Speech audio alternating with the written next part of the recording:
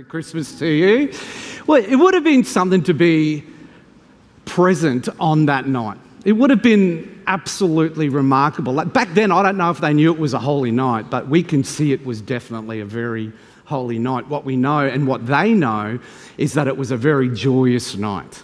It was an amazing experience to see shepherds coming in filled with rejoicing that the Messiah had been born. There were angels who had appeared singing rapturous praise, and even wise men coming and giving gifts to the newborn king. It was so much anticipation and joy as to what this night represented the birth of Jesus Christ. Now, I had a birthday this week. I celebrated my 30th birthday. Just I don't know why you're laughing. Actually, I say it's my 17th anniversary since turning 30, so I've been 30 for 17 years, and I celebrated that this week. And I can tell you, I was born at a very young age, and I don't remember everything about that particular day, but I can guarantee you there were no shepherds, there were no wise men, and there were no angels celebrating the life of their lives being born. And I'll tell you this, I was present for all 4 of my children being born. Yes, this is a childbirth story. I don't apologise for that. I was there with every one of my children being born. Our last child, Benny, was late. I was at home, and there was a chance I was going to miss his arrival. And so I rushed into the birthing room, and it was like a war zone. And I wasn't all that helpful at the birth of my last child, because as I get there, I suddenly felt the need to pass out. And as I was passing out, I could tell you, even though I don't remember everything, I could tell you there were no shepherds rejoicing, there were no angels, and there were no wise men anywhere in that room. There was a very wise midwife who was looking at me, passing out, screaming at me to get on the floor before there was a different kind of an emergency that needed to be attended to. And before I passed out at the birth of my wonderful son, Benny, there was just nothing there. I mean, no, I was there. I just wasn't all there, if you understand what I meant. I'm telling you all this to say that you don't need me to tell you that this was a very unique experience, that very first birth of Jesus, that very first Christmas on a cold Bethlehem night that changed the world. Now, the kids told this story. I don't know if you remember the words in Luke chapter 2 that recorded that first birth. The angels announced that the birth of Jesus will cause great joy for all the people. Today in the town of David, a Saviour has been born to you. He is the Messiah, the Lord. Apparently the birth of Jesus triggered great joy for all the people, even for us today. Now, what is it that you would say brings you joy? For me, I guess I would say that the Christmas experience is joyful. We sing songs. For us as a family, we eat good food. We laugh at our Lyons kids as they carry on. If you've ever over at our house watching our Lyons kids, it is an experience that seems to be producing a lot of joy. Watching the cricket for me, the Boxing Day test, hoping it goes beyond 2 days, that brings joy for me. Would you say this brings joy for you?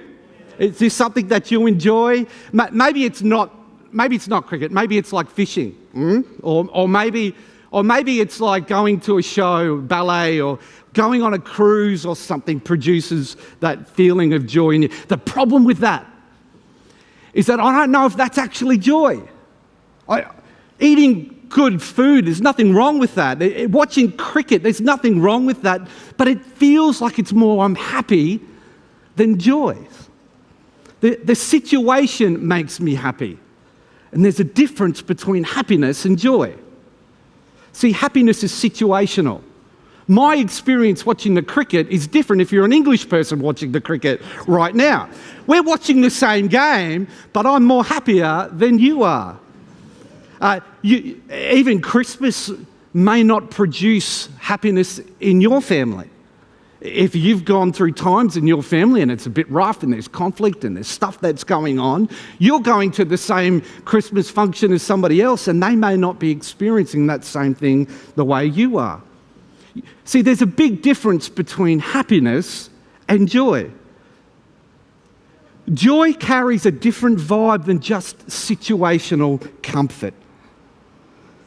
Joy is about experiencing deep inner gladness despite the situation that you're currently facing. You could be literally shut up in a maximum security prison, all alone, surrounded by enemies, and in the midst of that space experience heaven's reservoirs of joy enter even in that space. For Chuck Colson, that was his experience. So Chuck Colson, in case you didn't know, was one of ex-president of the USA, Richard Nixon's senior advisors behind the Watergate scandal.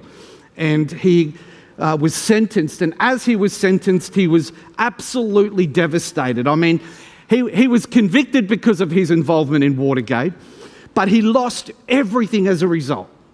He lost his integrity, he lost his successful career, his future political ambitions, and even some of his family disowned him.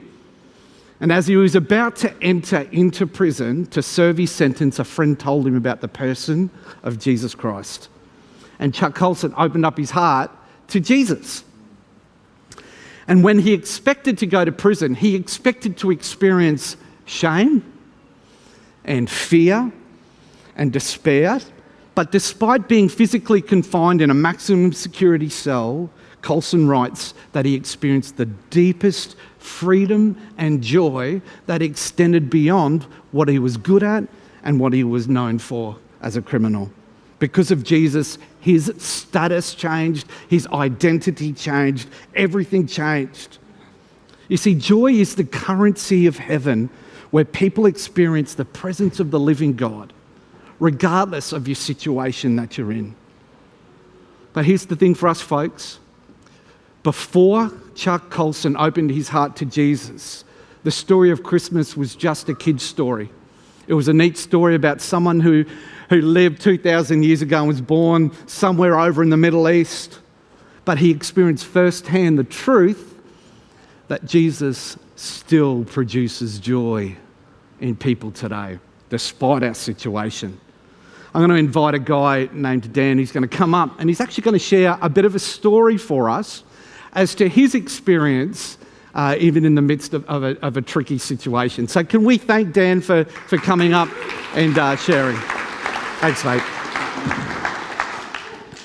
Good morning, everyone. For those of you who I haven't met, my name is Dan, and I have the joy of sharing my testimony and actually how God has worked in my life since I've come to know him. I was raised in a Christian family and grew up going to church, youth groups, and church camps.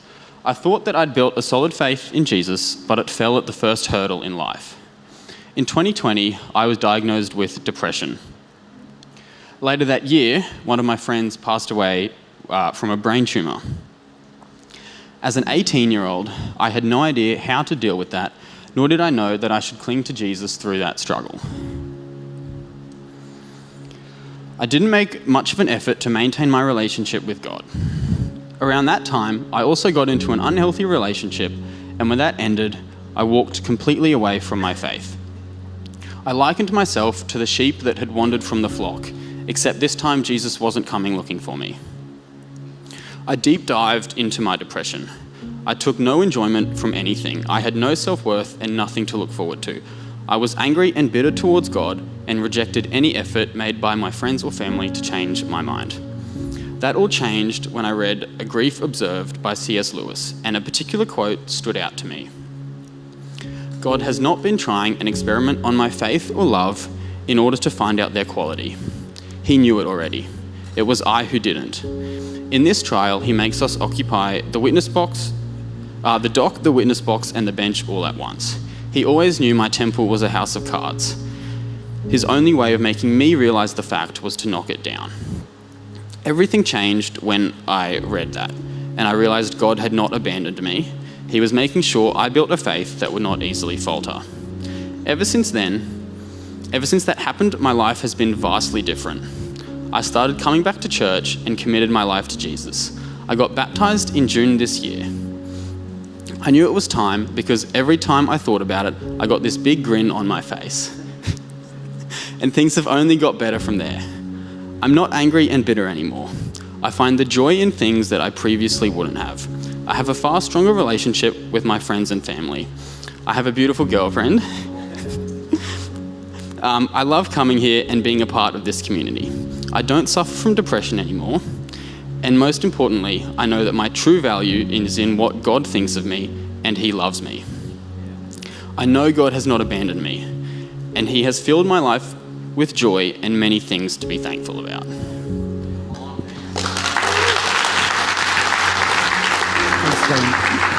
Thanks, Ben. Thanks. And thanks so much, Mel, for that. I guess there's an opportunity here for you today. If you only come to church once a year and this is it, it's so good you're here. There's an opportunity and there's an invitation for you and for all of us. Will you allow the birth of Jesus to remove itself from history into personal reality for you this Christmas? Will you allow the birth of Jesus to enable joy in your situation this Christmas? See, this Christmas may not go as well as you might have liked. There might be presents that break, or the food spoils, or somehow we lose to the English on the Boxing Day test. I don't know. But even despite the situation, we can experience the reservoirs of joy of heaven, as Dan has said, that changes lives. Now, you might feel that your situation is too messed up for that to happen. But I can tell you, like Chuck Colson, like he experienced, be encouraged this morning, because Christmas story at Luke, when you read the Christmas story and what happened with Luke chapter 1, the whole thing seems messed up. When you look at it from face value, you see Jesus, his mother Mary, who was betrothed to Joseph, was unmarried, a teenager and pregnant. And it wasn't Joseph's child, obviously. She was going to visit Elizabeth, an elderly lady who was also pregnant. And you look at it from society's point of view, it was scandalous. Like, this situation was messed up. It was like the first BC version of the Housewives of Nazareth reality TV show or something. It was messed up when you look at it from the outside looking in. And yet both experienced heaven's joy because of the presence of Jesus. They experienced something beyond their messed up situation because Jesus came near. The invitation is for you to experience that as well. It's Jesus who brings joy to the world. And by receiving Jesus by faith, you can experience a joy which extends beyond momentary happiness. So the opportunity for you this Christmas is just that. You can receive the good news of Jesus Christ. He transforms lives, and we give him praise that he was born this Christmas. You can receive Jesus. You can allow him to transform your heart as well. Amen.